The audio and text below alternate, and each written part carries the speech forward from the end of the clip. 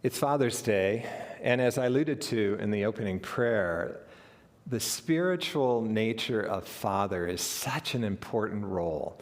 It is an energy that carries us out in the world. The mother aspect of us is an energy that invites us in to be nourished again, to regenerate, to come away for a while.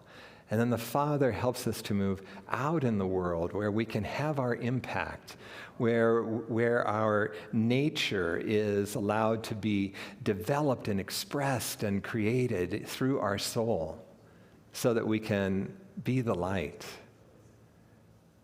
I love to acknowledge dads, but I think it's also important to recognize it's more of a role than a person. In the blended families that we have, in the different ways we are invited, right, to step up today in our lives, we all play the role of both mother and father. And so I want to just take the time to acknowledge you for your patience in mentoring and teaching others, in inviting, sharing of your own life to inspire and to invite others to step up in their lives. In that way, we are all dads, and this is our day. Now, granted, biological dads have to maybe go through a lot more than those of us that are not, but we acknowledge you, too, for your patience and your tenacity. But what a perfect lead-in, then, for today's subject, because we are working with Unity's 5 basic teachings. We call them the 5 principles. And Sue did a beautiful job of introducing the first 2 principles to us. The first one, there's only one presence and one power in my life and in the universe, God, the good. And then the second principle internalizes that or individualizes that into us. We are all the living expression of that one presence, that one power of that good. And despite the fact that that can show up in different ways because of the ego distortion, our nature is inherently good, inherently loving in each person. And so today we take that a step further and we move into co-creating, that we then co-create with God as these living, individualized expressions. We're working with Ellen Davenport's book, The 5 Principles, and Ellen, in this chapter, defines this third principle this way: human beings create their experiences by the activity of their thinking. Everything in the manifest realm has its beginning in thought.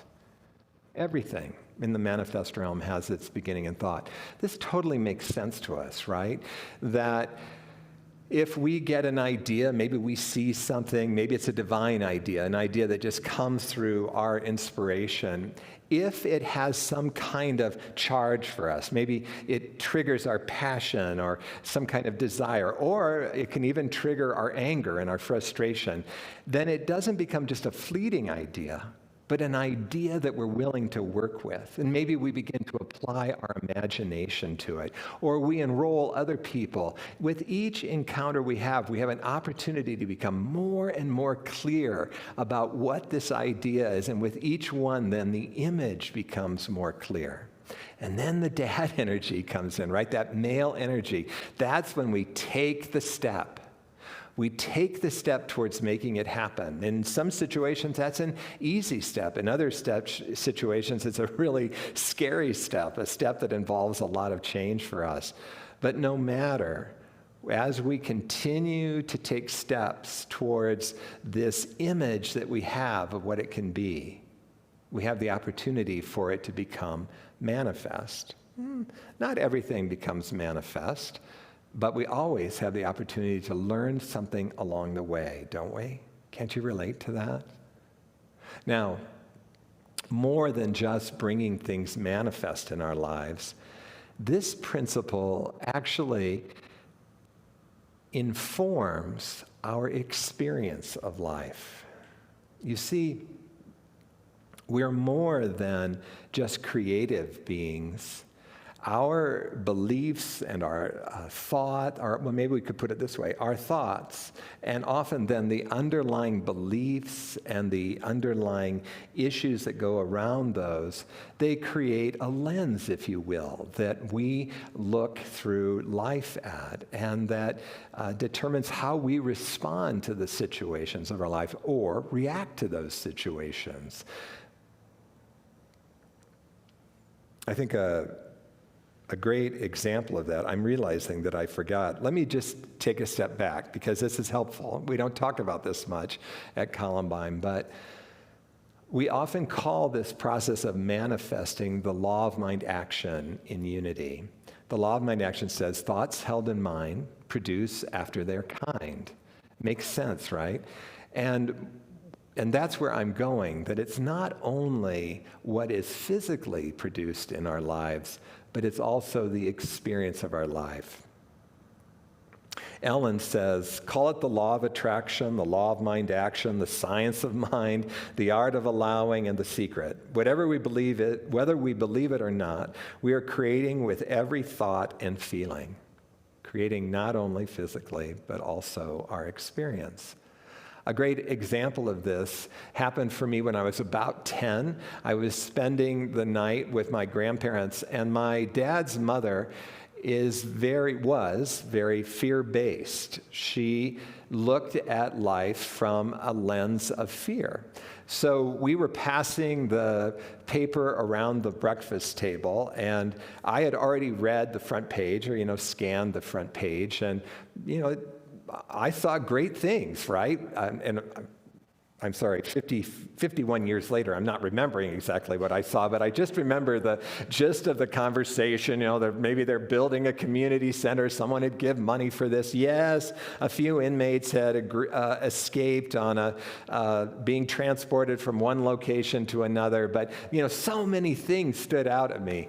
Well, my grandmother, she's reading the paper and she goes, oh my God, those inmates, and okay, you're not going outside today, you're locked up, and where they're building that community center, that's a rough neighborhood, you'll never be able to go to that, I'm not allowing you to go there. And she could pick out the negative in everything. And bless her heart, she lived a very small life. Not comfortable staying away from her own home, never really traveled very much. She felt safest in a small little cocoon. And while she had a job, and we can assume that her light shined in that job, who knows? Who knows what other possibility there was for her if she was able to transcend that fear, to look at what was going on. I love what Ellen has to say. She says, it's easy to believe that events happen first and feelings follow. It's easy to believe that events happen first and feelings follow. How many of you can see that that's easy for you? But she goes on to say, but in truth, it's just the opposite. We live from the inside out. In other words, what it is that's in our consciousness is not only impacting the way we see things, it's impacting the situations that are being drawn to us. It plays a very powerful role in our life experience and in what we then bring out into the world. So how we experience life and the satisfaction we get from life and the impact that we have as these individualized expressions of God.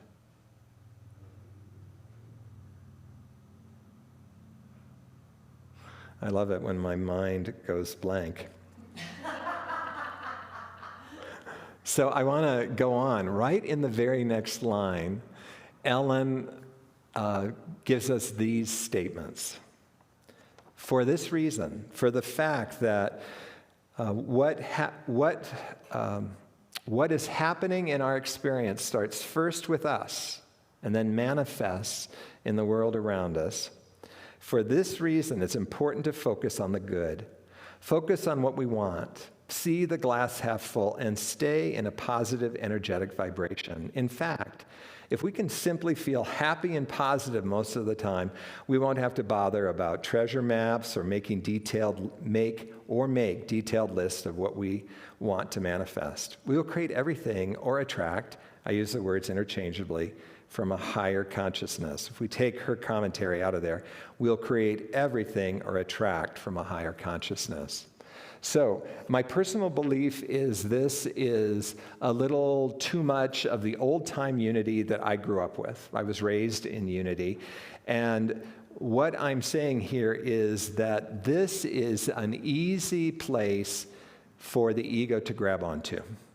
That it says, wow, I can keep a positive attitude. I can keep a smile on my face. I can definitely see things as half full. You mean that's all I have to do? And then the things that I want in my life will start manifesting? This is the church that I grew up in. It was a masked church. You were actually sort of criticized if you came with anything but the positive. So there's lots of smiling. How are you? Well, my mother just died, but I'm fine. Life is good. I'm really looking for the positive in it. And the problem is, and Tara so beautifully illustrated this in our study of radical compassion, that in our consciousness, we have the part that's above the line that we're conscious of. And we're ever becoming more and more conscious of things, right? That all becomes conscious in our consciousness. But the challenge is that below the line, we have a whole set of experiences and beliefs and hurts that we have repressed, and they become unconscious to us. And yet, as Ellen beautifully says, they're like a tuning fork that is always sounding within us, and that it puts out an energy far more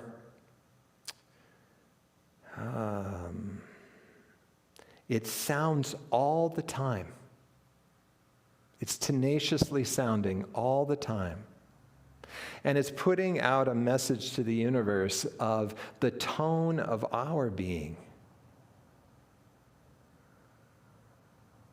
And so while we're working hard, efforting, it's actually, as I've done my own spiritual work, what I found, I efforted like crazy. We actually praised people for efforting. One woman, I loved it. Every week she came in and announced how many affirmations she'd done to manifest what she wanted. So I remember one week she came in, I've done 10,000, and by next Sunday I'll be up to 15,000 affirmations for, whatever the hell she wanted. Really? Do you know, it's sad. It's extremely sad. But studies show that affirmation does not impact our lives in that way. Affirmation is a great reminder of what the truth is, but it does not transform the unconscious. It does not. Don't we love to just get busy with our spiritual work in an attempt not to avoid, or an attempt to avoid having to go in and experience what is driving my unconscious here. And that's why I named this talk, Rain or Shine. The ego wants to just walk around and go, everything's great. Cancel on anything that I might say that isn't positive and moving me towards my goals. Oh, that's exhausting. When instead, as we learned in our last study with Tara Brock, we have the opportunity to use the RAIN process to take that deep dive and to see what's really going on here. Why is that powerful? We were alone when those traumas happened, or we felt alone when those traumas happened. And when we go in as a conscious being and are willing to re-experience, let the investigation just take us gently into why we are reacting to the current moment, and be there with the part of us that felt alone, to re-experience the pain. It softens the whole ego structure. Yes, that issue may come back because the universe, it touches it from every point so that we can really heal at depth. But it's never going to come back to the same extent that it came the first time. Each time, it becomes softer and softer. We heal at greater and greater depth.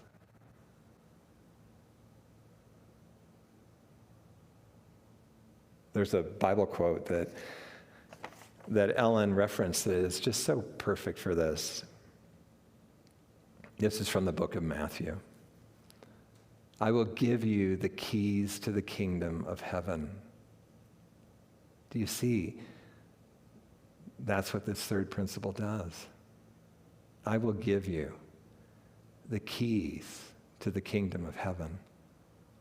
And whatever you bind on earth will be bound in heaven. In other words, whatever you're not willing to feel, whatever you're so tenaciously holding down in your subconsciousness, well, that's going to be what the universe responds to. That's what's going to be bound in your life experience. Whatever you loose on earth will be loosed in heaven. Whatever you're willing to let go of opens you to the full potential of who and what you are.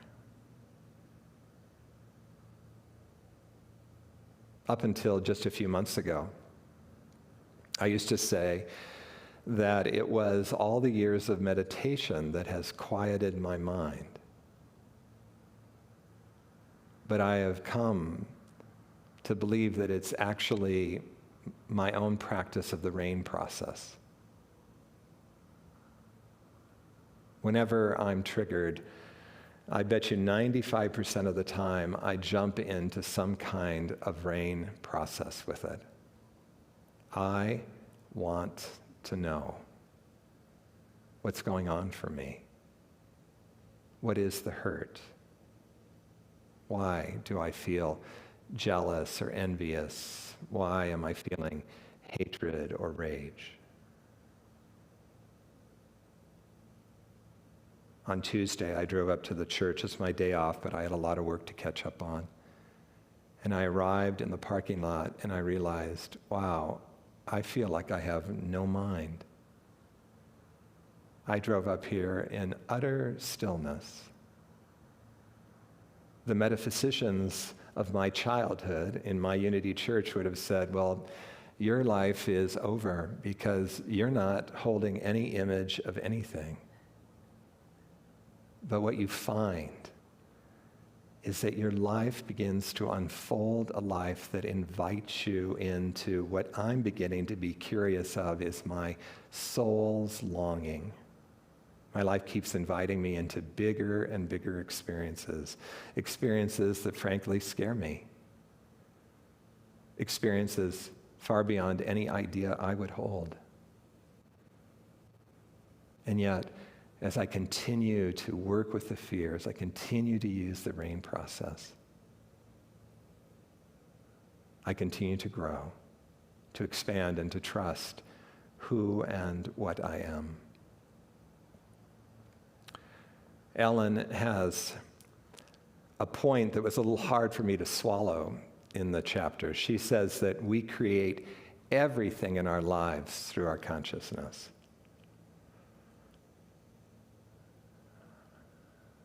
You know, a big part of my life experience has been the loss of my friends to AIDS.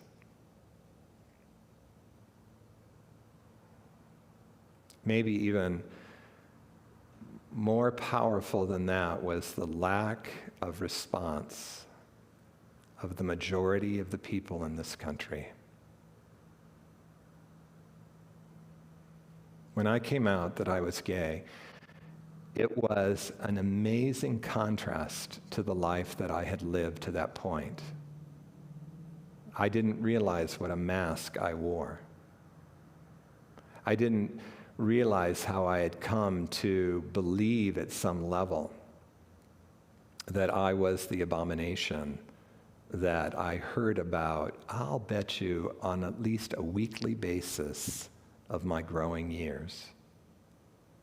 And then I came out, and I began to interact with the gay community, and I was like, this is crazy what they're saying. These are amazing, talented, lovely people. Yes, they've been marginalized. Yes, in many ways they are immature, all the things that happen when a portion of society is marginalized, but they were not abominations. They were wonderful. But what I wasn't getting, and it wasn't until we studied radical compassion that I was still in a trance. And all of my friends, frankly, were in the same trance. The trance that we were in was we had fallen for the fact that we needed to be good, we needed to conform in order to fit in. We had been put in our place by a majority for so long that we believed it. And so we could take the mask off when we were together, right? But when I went to my job as a CPA in one of the big 8 CPA firms, I put my mask back on. I put my mask back on virtually every time I went out in the general public. And then AIDS came along. And while I have some trouble believing that I created AIDS, Ellen says it's maybe better to look at it as, why did this happen for me? And in the case of AIDS, I think it's good to look at why did it happen and what a blessing it was for the LGBTQ community. Because I know for me personally, the majority's response to the fact that 100,000 people, predominantly gay and IV drug users, were dying every month, the lack of response infuriated me. I have never been so angry and so frustrated in my life. And infuriation, that anger, it is the precursor, it is just blocked strength in us. And of course my strength was blocked, because strength, it supports us in living our truth. And ever since I was 12, and I realized that I was gay, it was unsafe for me to live my truth. And then HIV came along, and it broke me out of the trance. And then in that clarity, because always with anger and strength, there's a certain quality of clarity that rises. And in that clarity, someone had the idea, we need to come out. They're treating us like they don't know us. Our families are rejecting us now that they're finding out that we're gay. We need to come out and show them that we're okay. And I had 140 direct reports at that time. I called 2 meetings. I said, hey, you need to know something, I'm gay. And if you have any questions, come and see me. If you have a big problem with it, you're fired. And I started to tell, hi, my name is Scott, I'm gay. I started telling everyone. It was like, I was fearless. I told you, I started volunteering for the Minnesota AIDS Project, gave hundreds of talks. Most of them went really well. But for those ones where they heckled me, or where they told me they hoped that I died of AIDS, I think that was more their consciousness, not mine, because something in me would not let me stop. It was that male energy. It was that energy that is full of will, that energy that is full of strength, that energy that can cut through the bullshit. That energy that knows that it's not going to be easy to change the majority. And I just want to, as a side note, say we're starting to receive some feedback that our talks lately have supported people being victimized, the people of color, people of black and brown playing the victim role, or that everyone in this country has the same opportunities as everyone else. That simply isn't the case. That is the position of anybody that's in the majority. Sure looks like everybody has the same opportunities. Do you know, at age 23, I went into my bank that I had not banked for a long time. I banked with them for 2 years.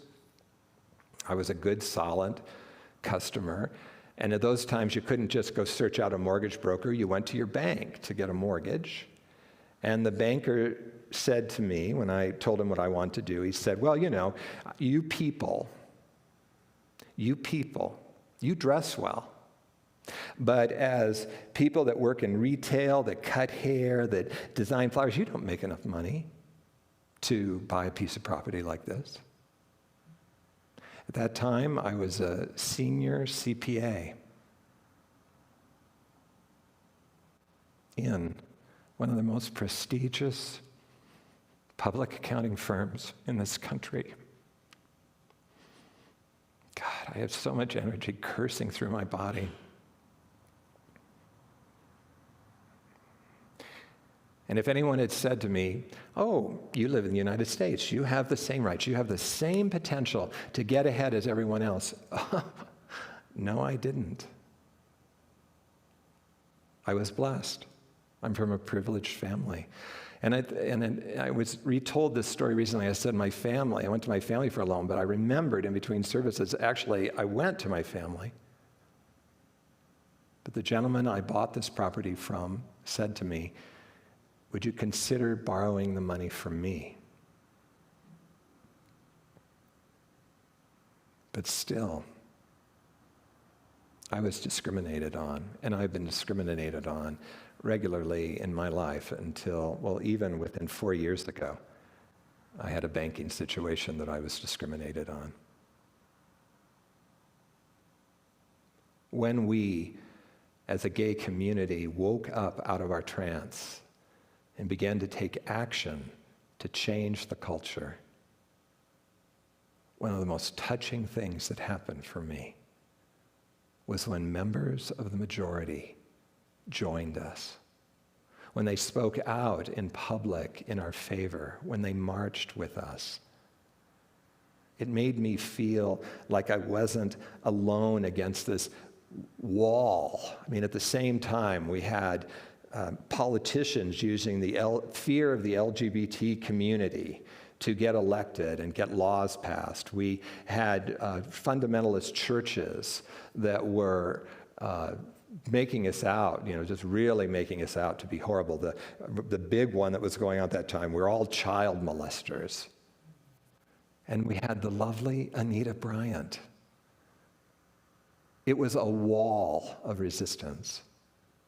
And yet, when people from the majority joined us,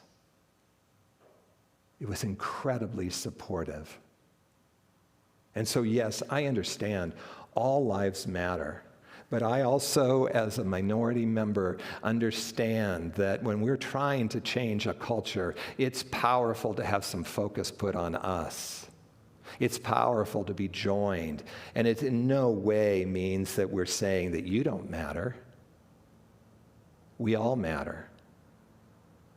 But when we have put someone down for so long, and maybe not you individually, but let me tell you, as a gay man, it sure felt like the culture was against me. And thankfully, today my experience is totally different. I want that for black and brown people also.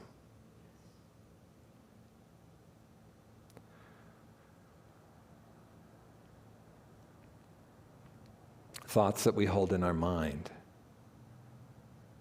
create what manifests in our life, and our reaction, our response to that Don't fall for the trap of just thinking that you can put on a smiley face, that you can treat your life as if it's half full, that you can look for the positive in everything, and your life is suddenly going to be fulfilled and full and satisfying to you. The invitation of life is to take the deep dive of rain. Stand in the rain. Don't be afraid. If you are afraid, come and see some of us that aren't. Let us help you. We have an opportunity here to transform the world right here, right where we are, in our own consciousness. Join me, won't you, in that walk? We're going to move into a time of extended meditation.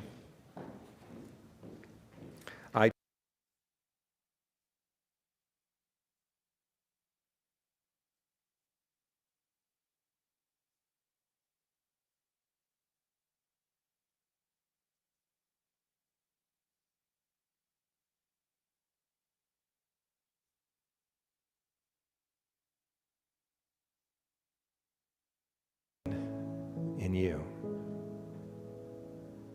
I am fully divine and fully human. I am fully divine and fully human, just as Jesus was. I am on earth to express God as me, a part of spirit in its infinite variations. I'm free and unlimited, the creator of my experience. What I believe comes to me. What I want is already mine. What I perceive becomes real. What I know is the playfulness and creativity that I recognize as God's image in me. We, you and I, are co-creating together my life, this world, all that is. I play a part. I have a role. And the universe would not be complete without me. The future is mine to design. Yes, the future is mine to design. And so I invite you now just to allow yourself to settle for the next several moments as we sit together in the silence.